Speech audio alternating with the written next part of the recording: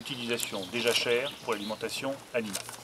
Quand je dis toute liberté, c'est toute liberté. Il ne s'agit pas de demander l'autorisation avant, de faire une déclaration, d'envoyer un papier. Vous avez le droit. Voilà, dès ce soir, l'autorisation part. Elle est prise à l'échelle nationale et vous n'avez pas besoin de faire de déclaration préalable ou de demande d'autorisation. Vous êtes autorisé à le faire.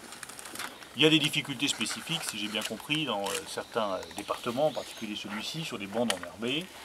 On va, là aussi, avec le préfet, arranger les choses pour que vous soyez autorisés à les utiliser pour l'alimentation animale, parce que la priorité absolue, c'est que les bêtes aient à manger.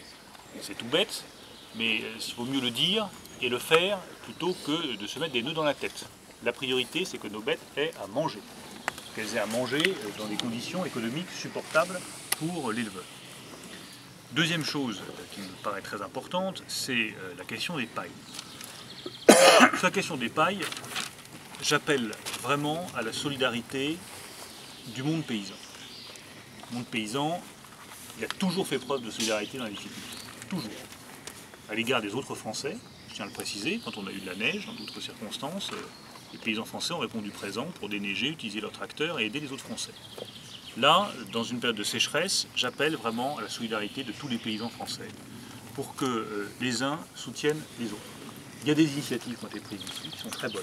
Je tiens à en remercier les céréaliers qui ont accepté de ne pas broyer leur paille pour fournir de l'alimentation aux bêtes.